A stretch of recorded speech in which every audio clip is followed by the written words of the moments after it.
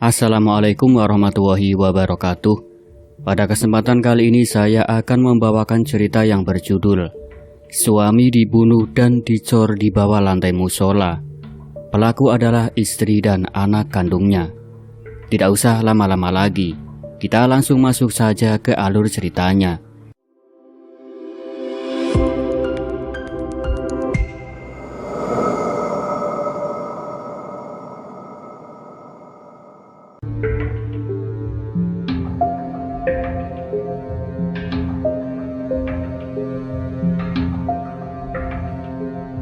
Langit di atas Sumber Salak, Jember, Jawa Timur.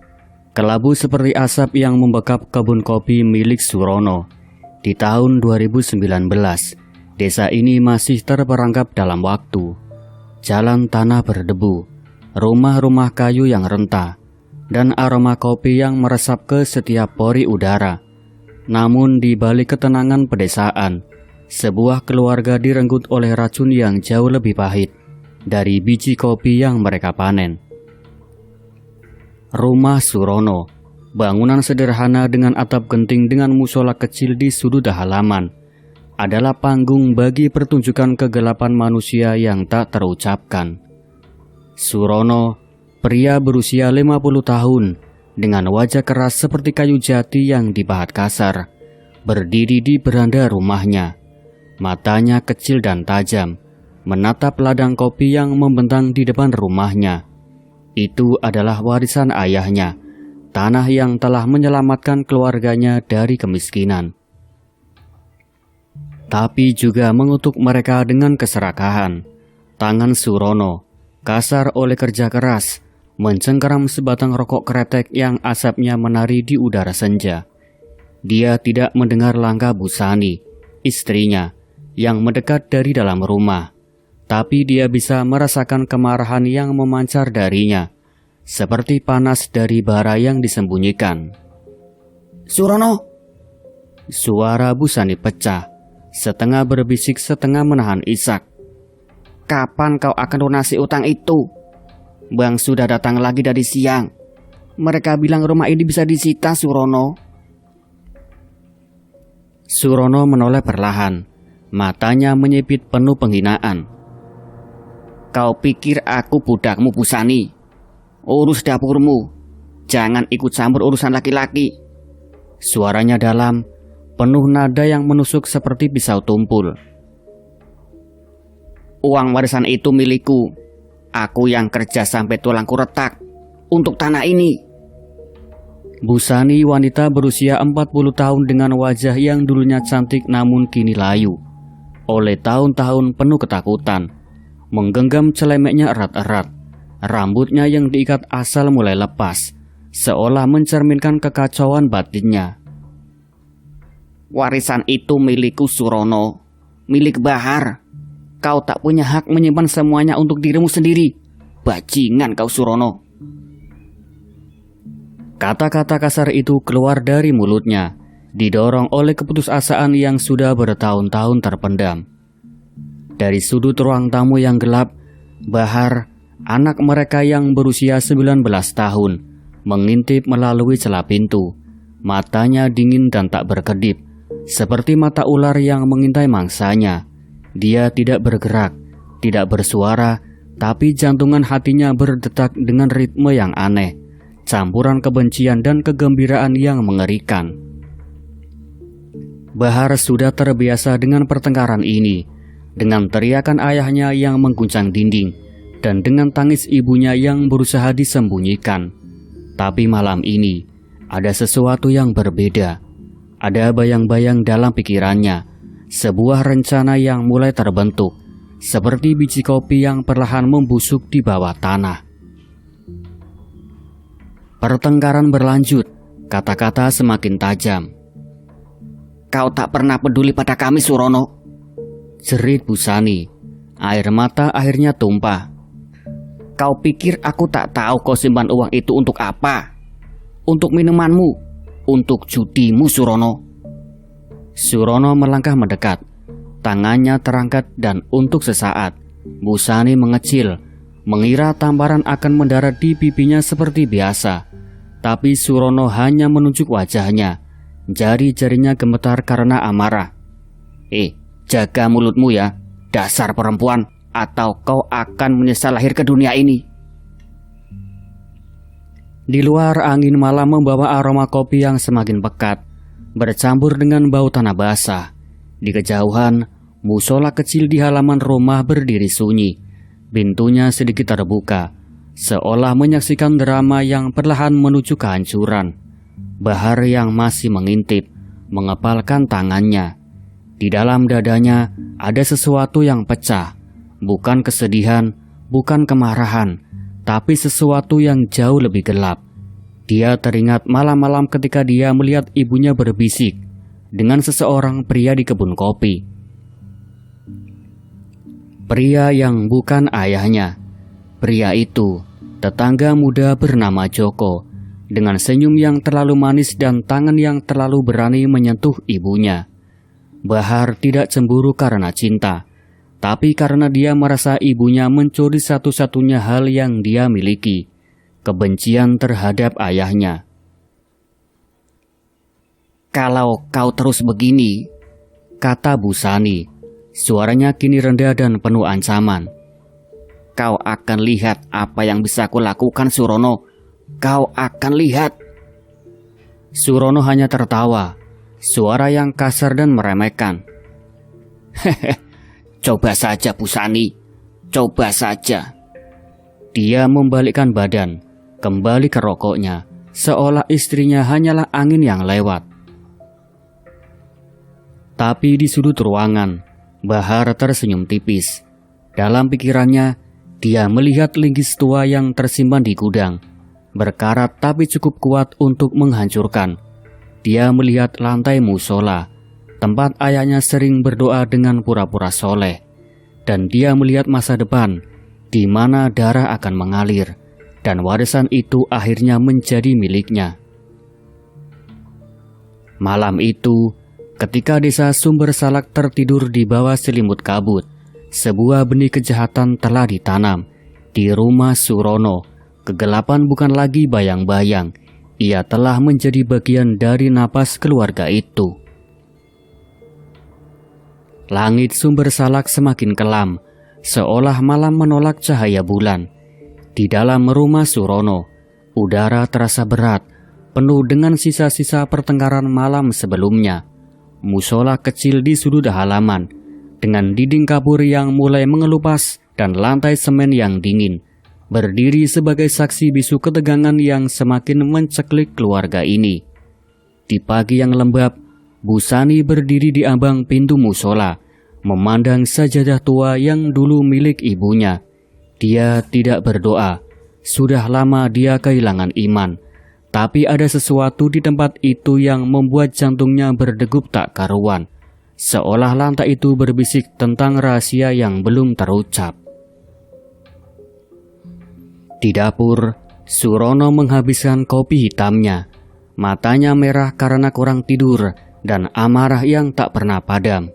Dia tahu tentang Joko, tetangga berusia 30 tahun yang sering melirik Bu Sani dengan senyum yang terlalu genit.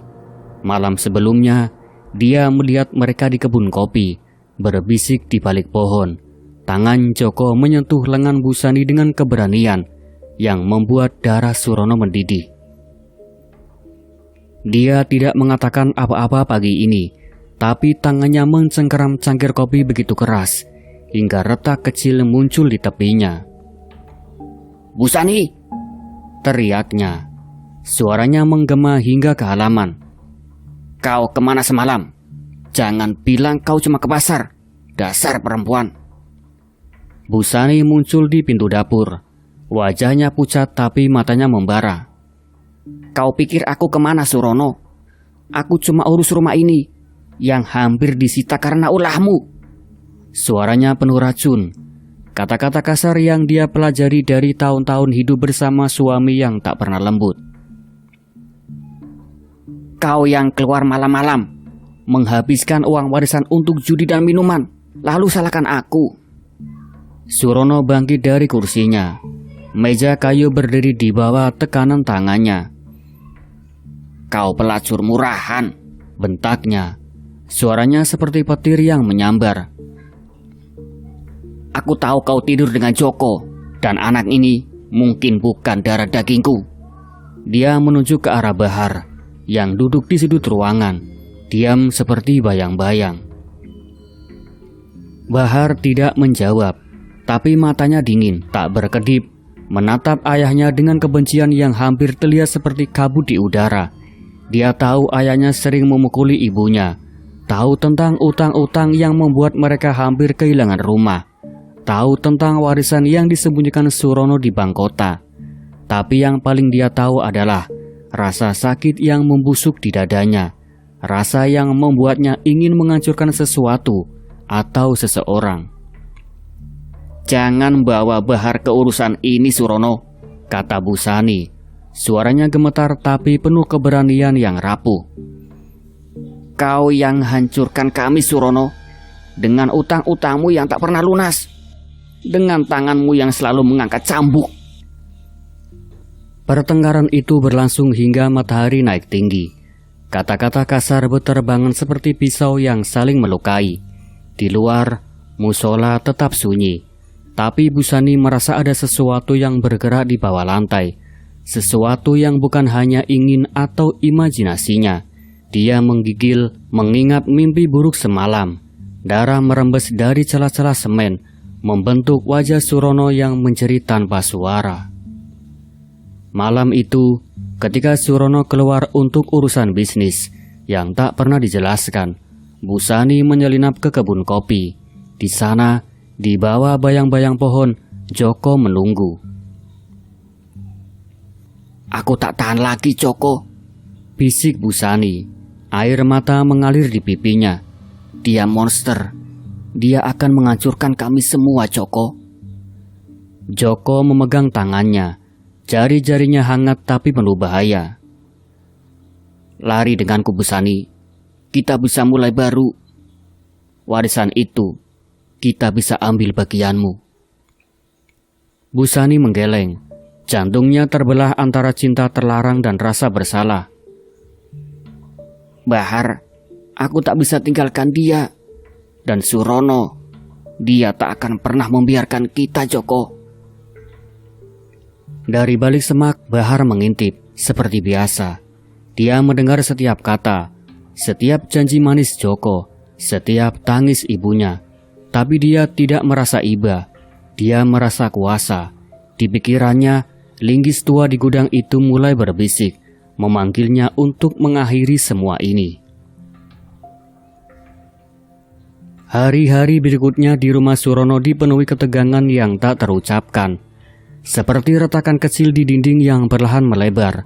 Busani berusaha menjalani rutinitasnya, memasak, membersihkan rumah, berdoa di musola meski hatinya kosong. Tapi setiap langkahnya terasa seperti berjalan di atas kaca yang akan pecah. Surono semakin curiga. Matanya mengikuti setiap gerakan Busani, mencari bukti perselingkuhan yang dia yakini ada. Dia mulai mengunci pintu kamarnya di malam hari, menyembunyikan kunci berangkas tempat dia menyimpan dokumen warisan itu. Bahar di sisi lain, semakin tenggelam dalam kegelapan batinnya. Dia tidak lagi berbicara banyak, bahkan pada ibunya sendiri. Di sekolah, dia dikenal sebagai anak pendiam yang selalu membaca buku. Buku aneh tentang psikologi dan kejahatan. Tapi di rumah, dia adalah bayangan yang mengintai, mencatat setiap detail, tatapan curiga ayahnya, tangis ibunya, dan bisik-bisik tetangga tentang keluarga kopi yang bermasalah. Suatu sore pertengkaran meletus lagi, kali ini tentang uang sekolah Bahar yang belum dibayar selama 3 bulan. Dasar anak haram, teriak Surono, wajahnya memerah karena amarah. Kau tak layak dapat apa-apa. Sekolah itu buang-buang uang saja. Busani berdiri di depan Bahar, seperti perisai yang rapuh. Jangan sentuh dia, Surono. Kau sudah hancurkan hidupku. Jangan hancurkan hidup anakku juga. Bahar hanya menatap, tangannya di saku, meraba pisau lipat kecil yang dia simpan untuk berjaga-jaga. Dia tidak marah, tidak takut. Dia hanya merasa dingin, seperti es yang membeku di dadanya. "Ayah," katanya pelan, suaranya hampir tak terdengar. "Suatu hari kau akan menyesal." Surono tertawa, suara yang kasar dan meremehkan. "Anak setan, kau pikir kau bisa mengancamku?" Malam itu, Busani bermimpi lagi. Kali ini dia melihat dirinya berdiri di musola. Tangannya berlumur darah, dan lantai di bawahnya bergetar, seolah ada sesuatu yang hidup di bawahnya. Dia terbangun dengan jeritan kecil, keringat membasahi wajahnya. Di luar, angin bertiup kencang, dan pintu musola berderit, seolah mengundangnya untuk masuk. Bahar yang tidak tidur duduk di beranda, menatap kebun kopi. Di pikirannya, dia melihat rencana yang semakin jelas, linggis malam gelap, dan lantai musola yang akan menjadi kubur. Dia tersenyum, tapi senyumnya tidak mencapai matanya. Konflik keluarga mencapai titik kritis. Surono yang semakin paranoid mulai mengikuti Busani ke pasar, mencatat waktu dia pulang, bahkan memeriksa pakaiannya untuk mencari bau pria lain. Busani yang merasa seperti tikus dalam perangkap, semakin sering bertemu Joko di kebun kopi, meski setiap pertemuan membuatnya semakin takut ketahuan. "Joko, ini terlalu berbahaya," katanya suatu malam, suaranya penuh keputusasaan. "Jika Surono tahu, dia akan membunuhku, Joko." "Biarkan aku yang urus dia," kata Joko, matanya menyala dengan ambisi. "Kau pantas bebas, Busani.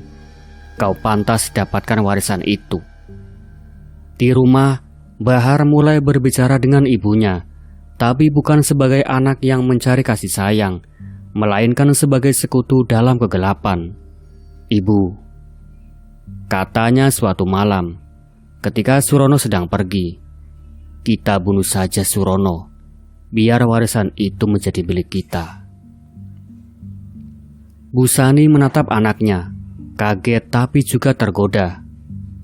"Bahar, apa yang kau bicarakan? Dia ayahmu, Bahar." "Dia bukan ayahku, Bu. Dia monster, dan kau tahu itu. Dia pantas mati setelah apa yang dia lakukan padamu, pada kita, Bu." Jawab Bahar, suaranya datar tapi penuh kebencian. Busani menangis, tapi di dalam hatinya ada sesuatu yang setuju. Perselingkuhannya dengan Joko, utang yang mencekik, dan warisan yang dirampas Surono, semuanya mendorongnya ke tepi jurang. "Tapi bagaimana, Bahar?" tanyanya, suaranya hampir tak terdengar. Kita bukan pembunuh."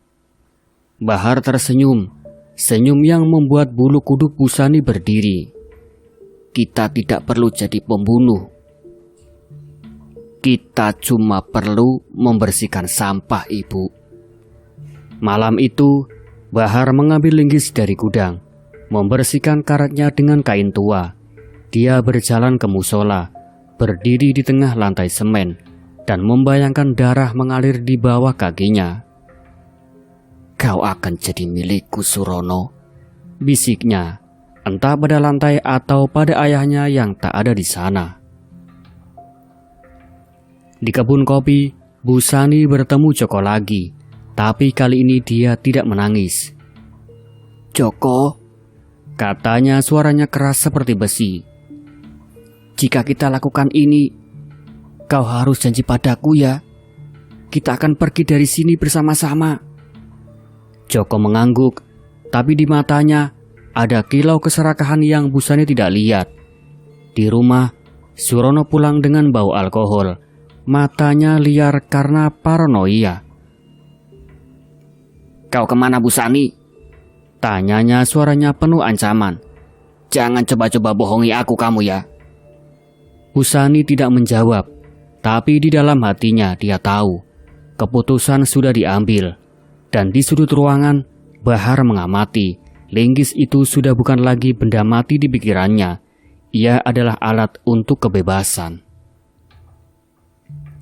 Malam itu, sumber salak terbungkus kegelapan yang pekat, seperti kain kafan yang menyelimuti desa. Angin berhembus pelan melalui kebun kopi, membawa aroma tanah basah dan daun yang membusuk. Seolah alam sendiri merasakan apa yang akan terjadi. Di dalam rumah Surono, lampu minyak tanah redup menerangi ruang tamu yang sempit, di mana Surono terbaring di ranjang bambu tua. Nafasnya berat karena alkohol yang dia teguk sepanjang malam. Wajahnya yang biasanya keras dan penuh amarah, kini rileks dalam tidur yang tak akan pernah berakhir. Bu Sani berdiri di ambang pintu kamar. Tangannya gemetar memegang lilin yang hampir padam.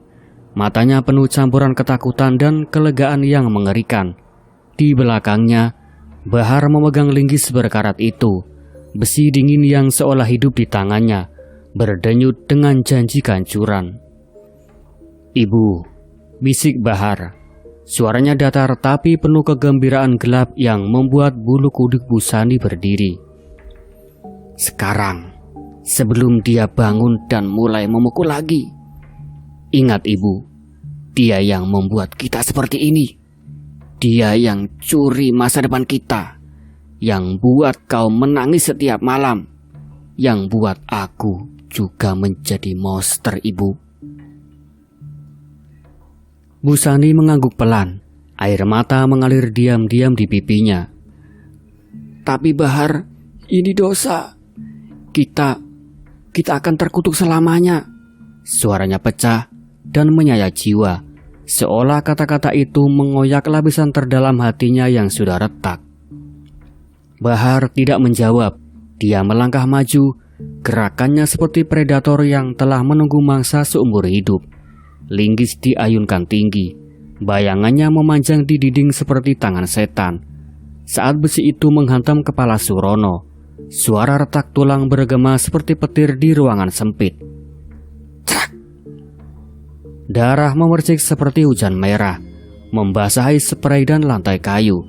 Surono tersentak, matanya terbuka sejenak, penuh kebingungan dan rasa sakit yang tak terbayangkan.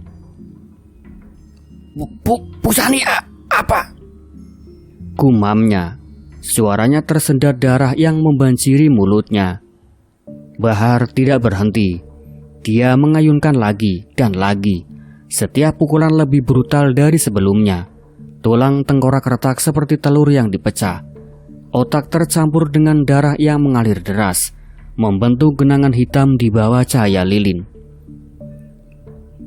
"Ini untuk setiap tamparan pada ibu," gumam Bahar. Suaranya sekarang penuh ekstasi sadis. "Ini untuk warisan yang kau rampas. Ini untuk hidup yang kau hancurkan, ayah bajingan." Tawa kecil keluar dari mulutnya.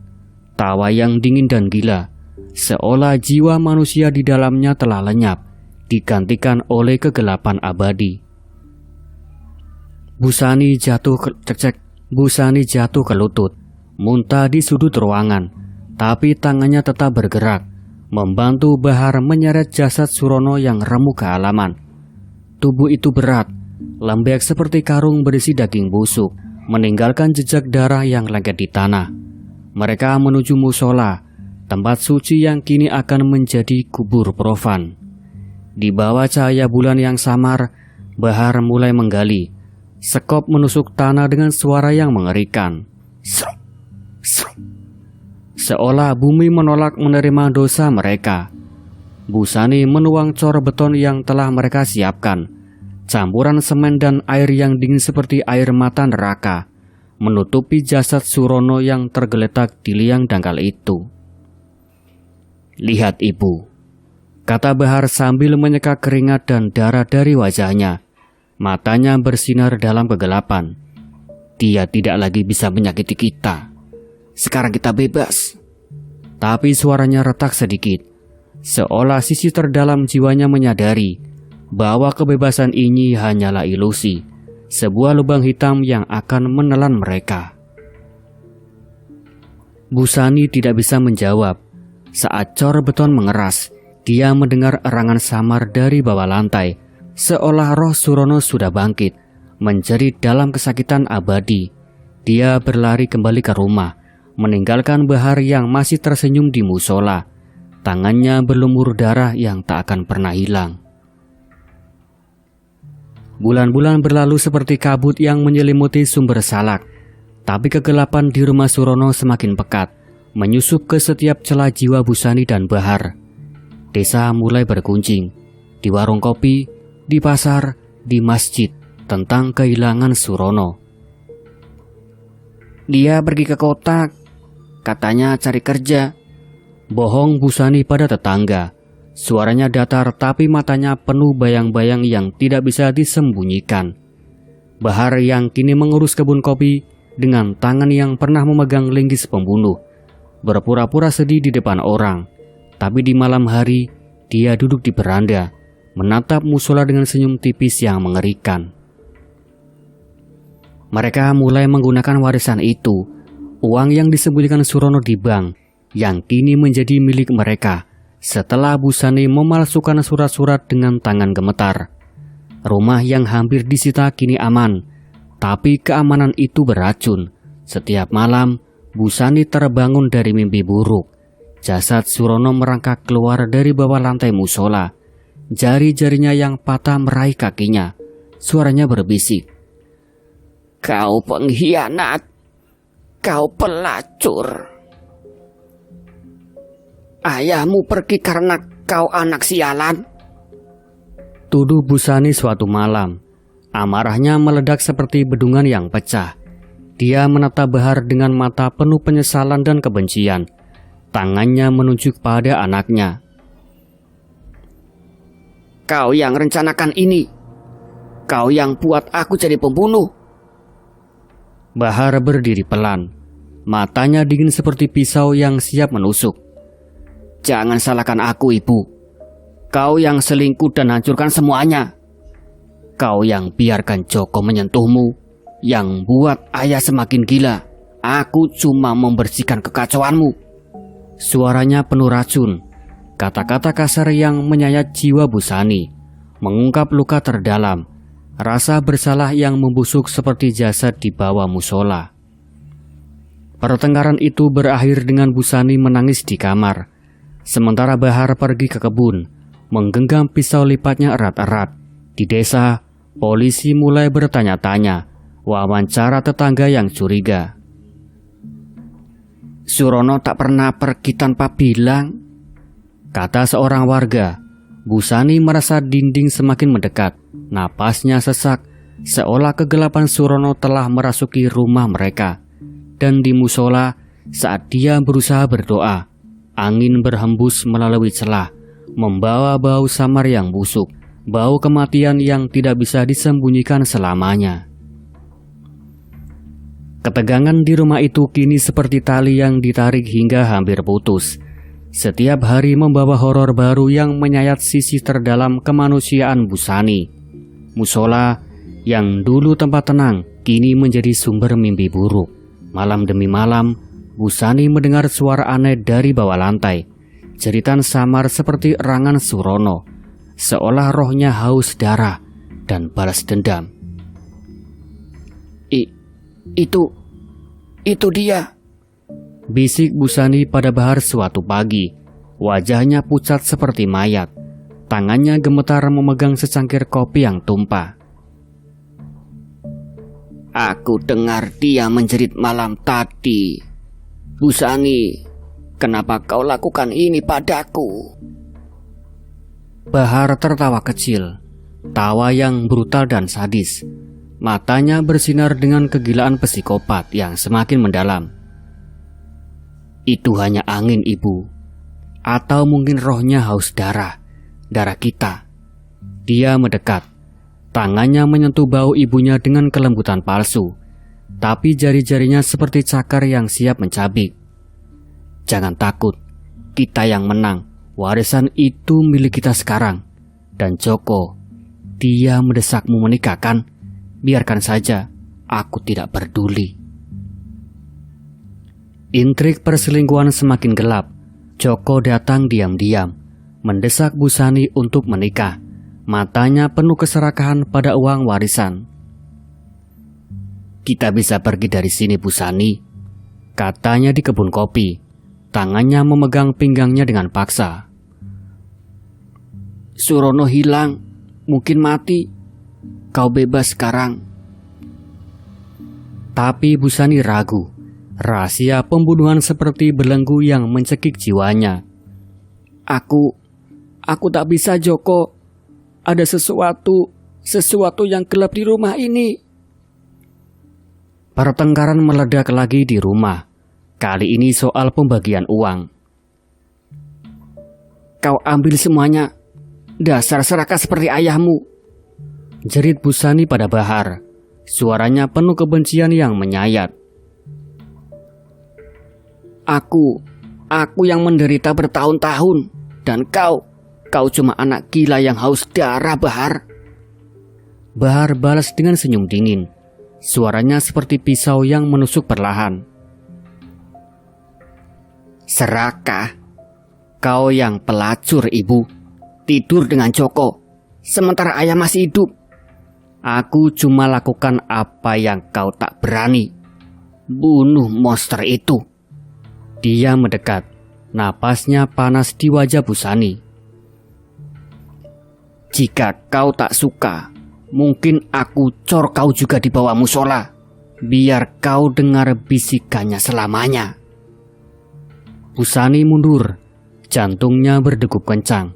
Menyadari bahwa kegelapan terdalam bukan dari Surono, tapi dari anak kandungnya sendiri, yang kini telah menjadi monster yang tak bisa dikendalikan. Di luar, musola tetap sunyi, tapi bisikan dari bawah tanah semakin keras, seolah Surono tertawa dari kuburnya, menunggu saat balas dendamnya tiba.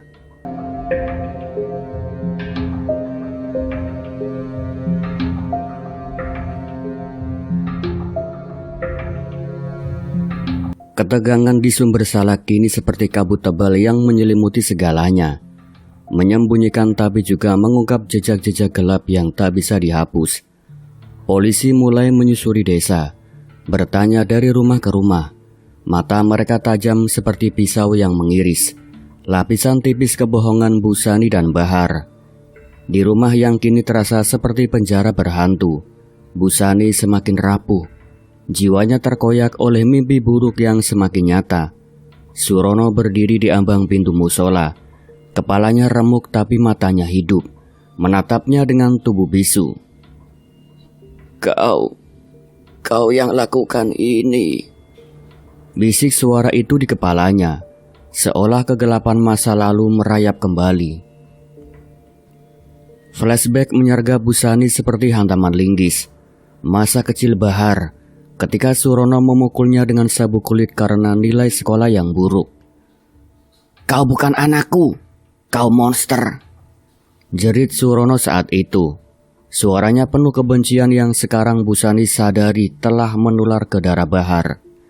Bahar kecil menangis, tapi matanya bahkan saat itu sudah dingin, seperti lubang hitam yang menyerap cahaya. Sekarang Bahar dewasa duduk di ruang tamu, memainkan pisau lipatnya dengan jari-jari yang lincah. Mata psikopatnya mengamati ibunya seperti mangsa. Polisi datang lagi hari ini ya, Bu, katanya pelan. Suaranya seperti bisik angin yang membawa kematian. Mereka tanya tentang ayah. Kataku dia pergi ke kota, tapi mereka tidak percaya, Bu. Bu Sani menatap anaknya. Jantungnya berdegup kencang. Bahar, apa kau tinggalkan jejak? Darah itu, aku ingat ada noda di dinding gudang. Suaranya gemetar, menyayat jiwa, mengungkap rasa bersalah yang membusuk seperti luka terbuka. Bahar tersenyum, senyum yang gelap dan misterius, seolah dia menyembunyikan rahasia yang lebih dalam dari pembunuhan itu sendiri. Jejak ya, Bu? Oh, Ibu, jejak ada di mana-mana, di hati kita, di tanah ini. Tapi jangan khawatir, nanti aku yang urus. Bahar berdiri, berjalan menuju ke gudang, dan Busani mendengar suara gesekan. Mungkin pisau membersihkan sisa darah, atau mungkin Bahar sedang mengasah sesuatu yang baru. Misteri Bahar semakin pekat. Siapa sebenarnya anak itu? Apakah kebenciannya lahir dari Surono, atau ada kegelapan yang lebih tua, warisan dari keluarga yang sudah rusak sejak lama? Di desa, warga mulai bergunjing tentang bau aneh dari rumah Surono, dan polisi menemukan sehelai kain berlumur darah di kebun kopi. Jejak yang tertinggal tapi belum terhubung. Busani merasa dinding rumahnya menutup, napasnya sesak, sementara Bahar tetap tenang, psikopatnya seperti topeng yang tak pernah retak. Mereka tak akan temukan apa-apa, Bu. Bisiknya malam itu. Tangannya menyentuh bahu Busani dengan dingin. Kecuali kau yang bocorkan. Horor di rumah itu kini begitu nyata. Bukan lagi mimpi. Retak kecil muncul di lantai musola, seperti urat darah yang merembes dari bawah tanah. Busani melihatnya pertama kali saat subuh. Cahaya matahari menyusup melalui jendela, menerangi garis tipis yang membelah cor beton. Bau busuk samar mulai tercium, seperti daging membusuk yang dicampur tanah basah, membuat perutnya mual dan jiwanya terguncang. "Bahar, lihat ini, Nak," katanya. Suaranya pecah seperti retakan itu sendiri. Dia mau keluar. Surono mau balas dendam, Nak." Bahar berlutut di lantai musola. Jarinya menyusuri retak itu dengan kelembutan yang mengerikan, seolah menyentuh luka lama. Matanya penuh kegilaan psikopat yang semakin mendalam, bersinar dengan kegembiraan gelap. "Biarkan dia membusuk, Bu. Itu balas dendam kita. Melihatnya hancur perlahan, seperti yang dia lakukan pada kita, Bu." Suaranya dingin, tapi ada nada misterius di dalamnya, seolah Bahar menyembunyikan sesuatu. Mungkin dia sengaja membuat retak itu, atau mungkin ada rahasia lain di bawah lantai, sesuatu yang lebih mengerikan dari jasad Surono. Intrik perselingkuhan semakin gelap. Joko datang malam itu. Wajahnya penuh kecurigaan. "Busani, ada apa dengan musola? Kau tak pernah pergi ke sana lagi." "Dan Bahar, dia aneh, seperti orang gila." Busani menariknya ke kebun. Suaranya penuh keputusasaan. "Jangan tanya, Joko. Kita harus pergi dari sini sebelum semuanya terungkap." Tapi Joko mundur. Matanya menyipit. "Apa kau sembunyikan Surono di sana? Aku dengar gunjingan desa. Dia tidak hilang. Dia mati." Pertengkaran brutal meledak di rumah. Busani menjerit pada Bahar. "Ini salahmu. Retak itu, bau itu. Polisi akan datang, Bahar." Bahar balas dengan tawa sadis. Tangannya mencengkeram lengan ibunya hingga gemetar. "Salahku.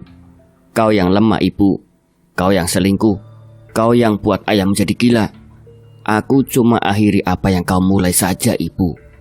Dialog itu menyayat jiwa, mengungkap sisi terdalam Bahar, psikopat yang tak lagi manusia, tapi monster yang lahir dari kegelapan keluarga. Misteri semakin pekat. Apakah Bahar punya rencana lain? Apakah dia akan bunuh Joko juga untuk menutup mulut? Malam itu, Busani hampir gila. Dialog internalnya berputar. "Apa yang kita lakukan?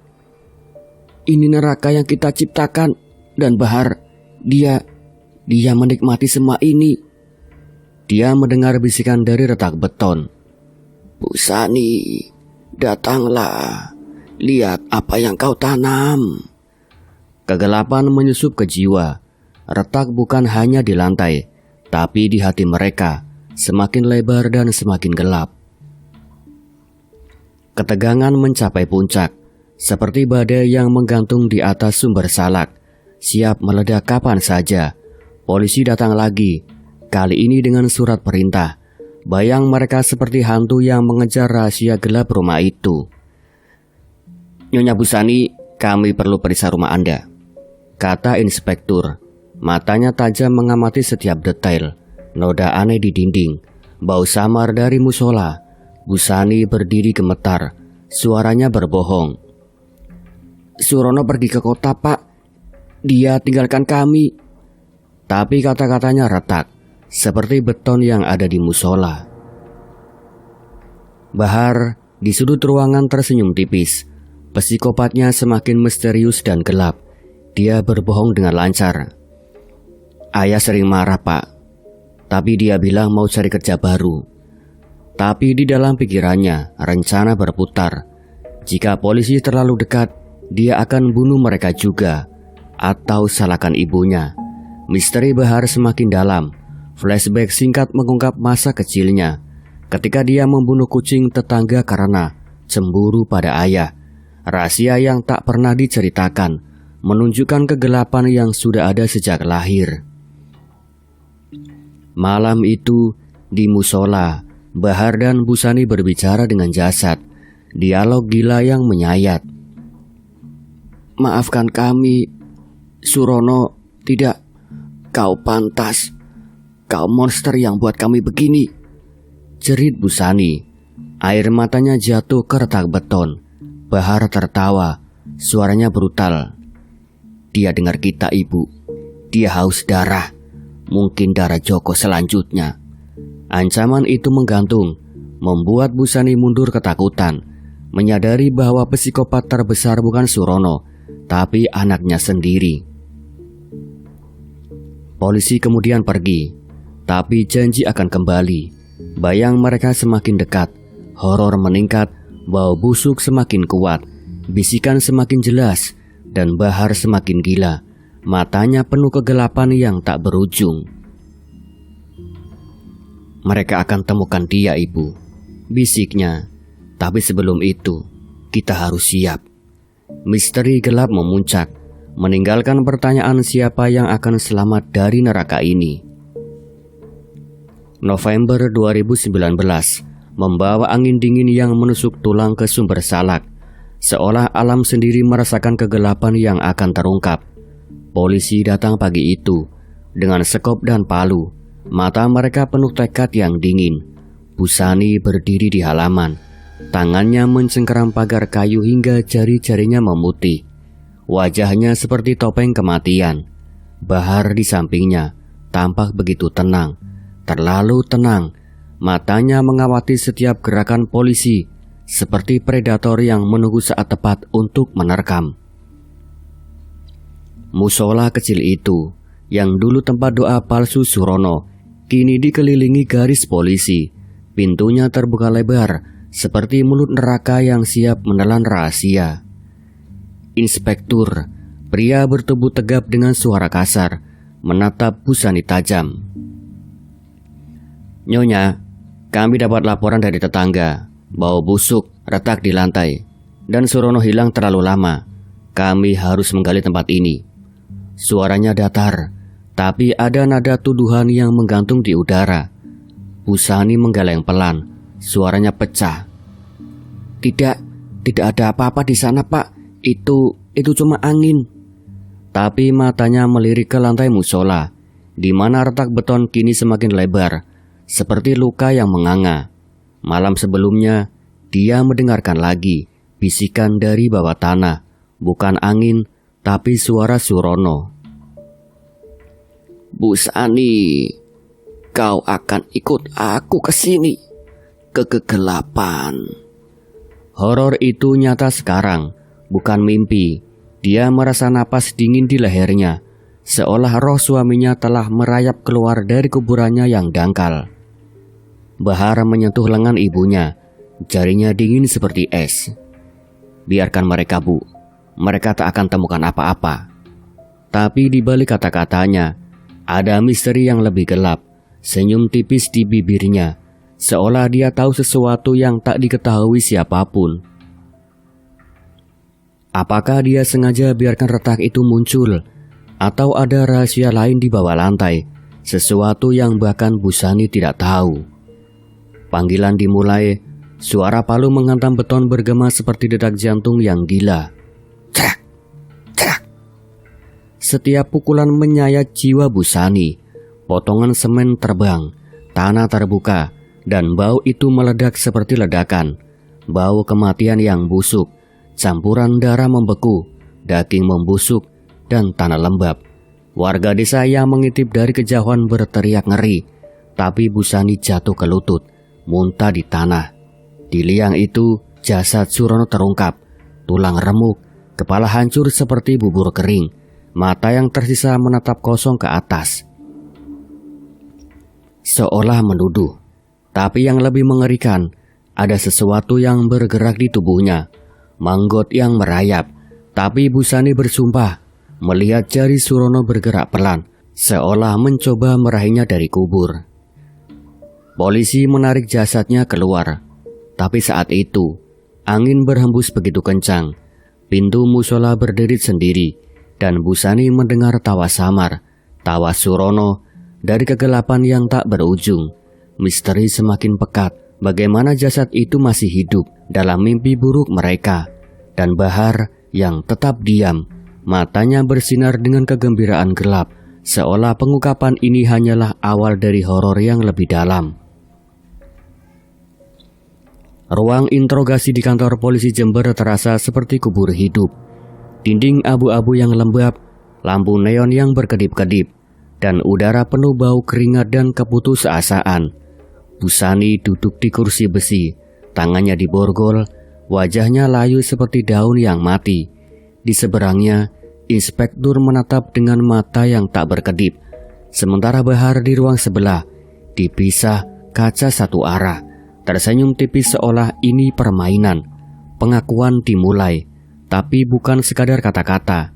Ia menyayat jiwa, mengungkap lapisan kegelapan yang tersembunyi dalam keluarga itu. Aku lakukan karena kau hancurkan hidupku, Surono, jerit Busani tiba-tiba. Air mata mengalir deras, suaranya pecah seperti kaca yang retak. Kau pikir utang menumpuk, perselingkuhan itu pelarian? Dan Bahar, dia yang rencanakan, tapi aku biarkan. Linggis itu, darahnya, oh Tuhan, darahnya di mana-mana. Kata-katanya mengaduk perasaan, menyayat sisi terdalam, rasa bersalah yang membusuk, cinta yang terdistorsi, dan horor atas apa yang dia lakukan pada suaminya sendiri. Inspektur mencondongkan badan. Motifnya warisan, kecemburuan, dan kenapa musola, tempat suci untuk kubur profan? Busani menggeleng, tapi matanya melirik ke arah Bahar di balik kaca. Bahar, dia bilang itu ironis. Surono berpura-pura saleh, tapi dia monster. Tapi sekarang aku dengar suaranya setiap malam, bisikan dari bawah tanah. Busani, kau selingkuh, kau pembunuh. Apakah rohnya benar-benar ada? Horor mendalam menyusup.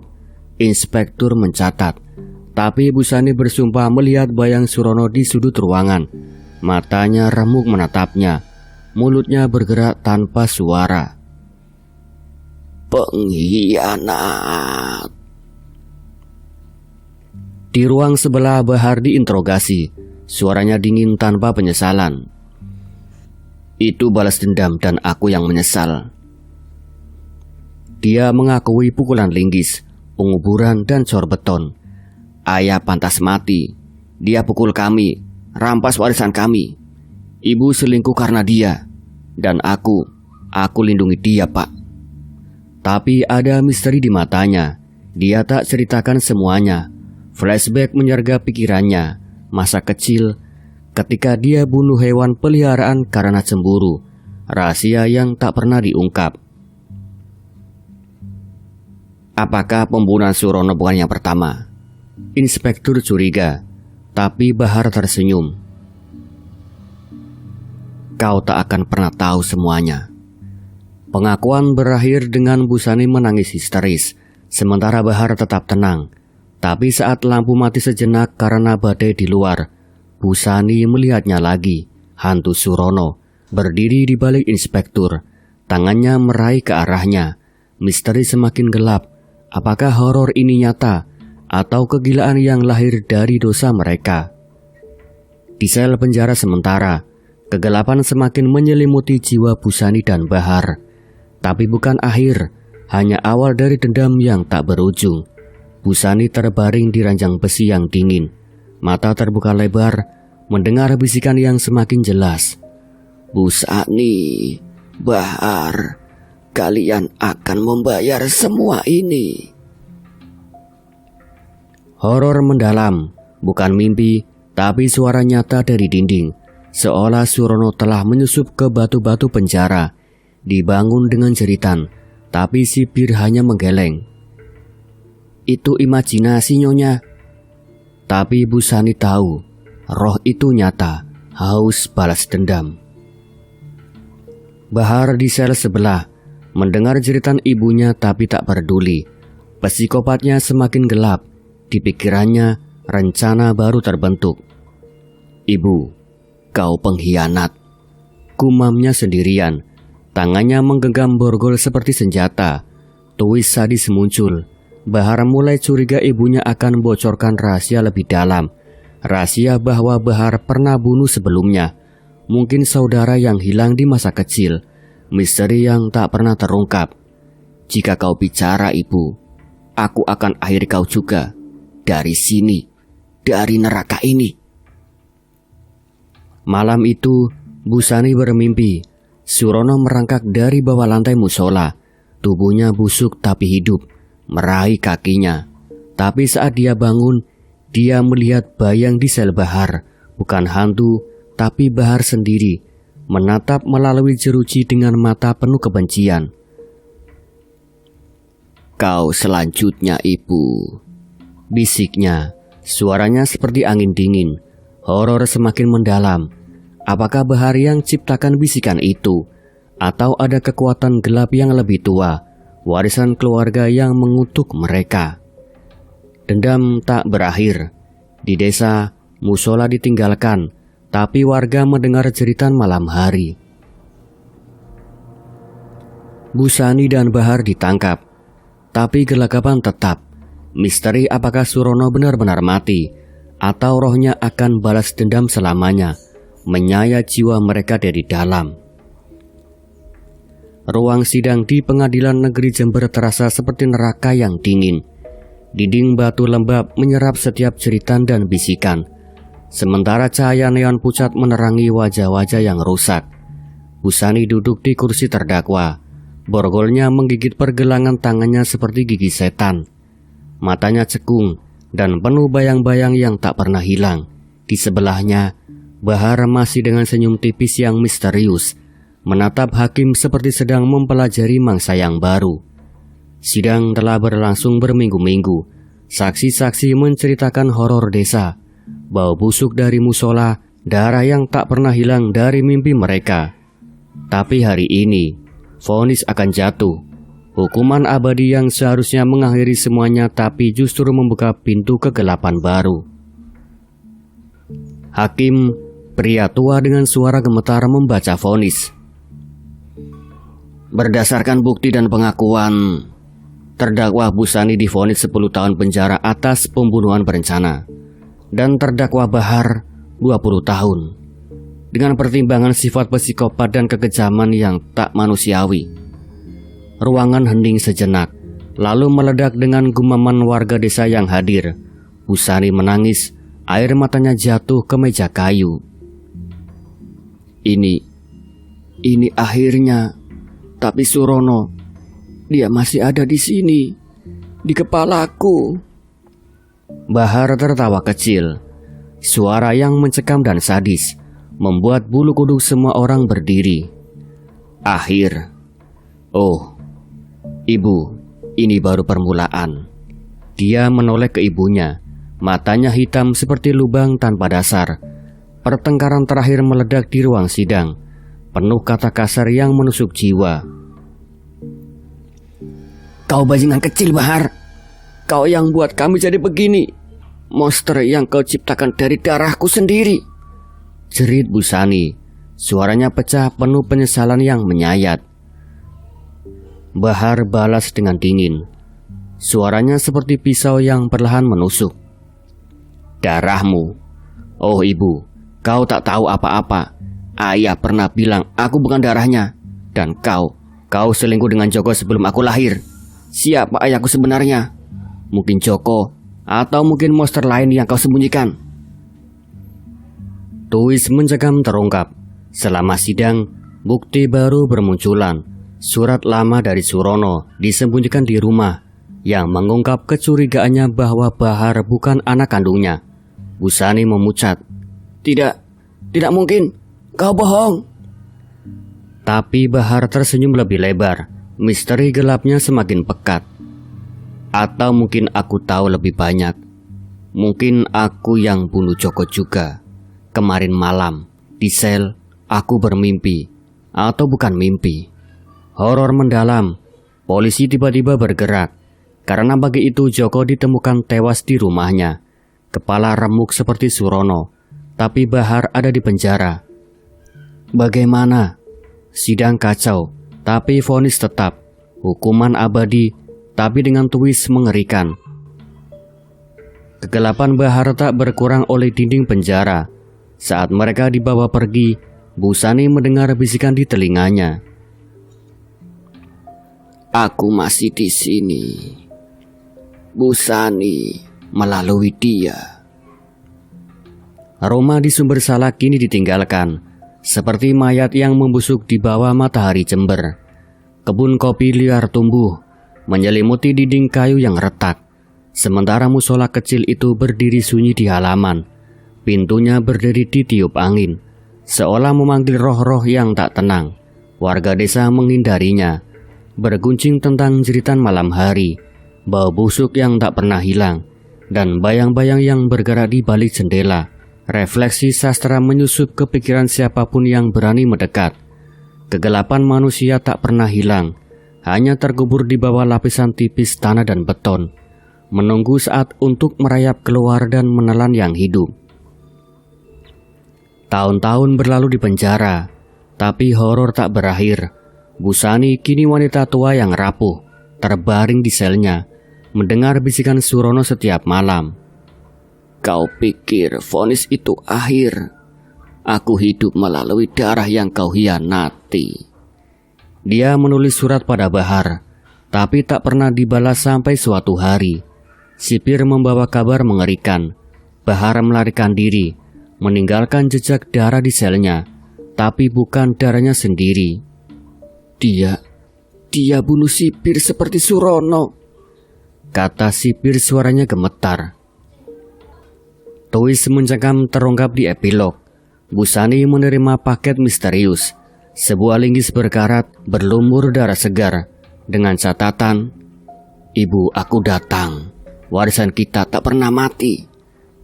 Malam itu, di musola yang sunyi, warga desa mendengar jeritan baru, bukan dari roh Surono, tapi dari sesuatu yang lebih gelap. Busani terbangun di selnya, melihat bayang di depan jeruji. Bahar atau hantu Surono, atau gabungan keduanya. "Siapa kau sebenarnya?" bisik Busani, jantungnya berdegup kencang. Tapi bayang itu tersenyum. Suaranya campuran antara Bahar dan Surono. "Aku adalah kegelapan yang kau tanam, Ibu. Dan sekarang aku bebas." Pintu sel berdiri terbuka sendiri. Angin dingin menyusup dan kegelapan menelan semuanya. Apakah Bahar benar-benar melarikan diri? Apakah roh Surono mengendalikan dia? Atau semuanya hanya mimpi buruk yang tak berakhir? Musola tetap sunyi, tapi bisikan baru bergema. "Balas dendam baru dimulai." Dan cerita pun selesai. Akhir kata, saya pamit undur diri. Sekian, wassalamualaikum warahmatullahi wabarakatuh.